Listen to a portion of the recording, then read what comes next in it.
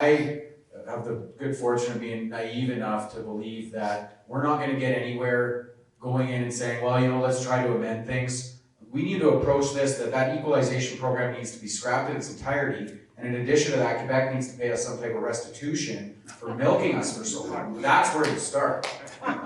There's only two provinces that care about equalization. The one that pays it and the one that gets it all. Right. Quebec and Alberta here, right? Why is this not coming up from our MPs? Because they want the votes in Quebec, right? This is why our MPs, our very representatives that are supposed to be defending us, are not doing any of this.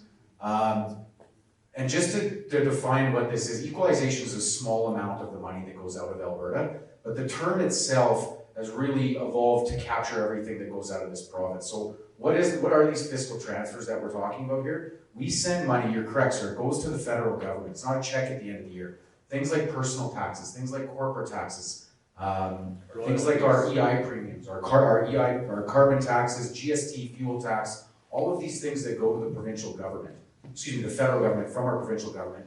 They do pay for some of our stuff back here with all these conditions, of course, but operating capital expenses, child tax benefits, EI payments that come back. The difference between that is what people often refer to as this equalization payment.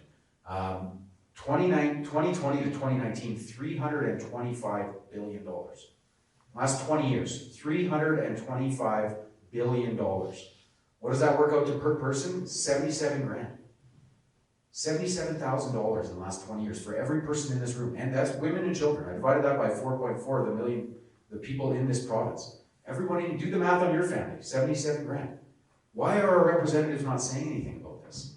Last year it was 8.8% of Quebec's revenue. Alberta is paying all of it. We're basically 9% of Quebec's economy. And nobody's saying anything about it.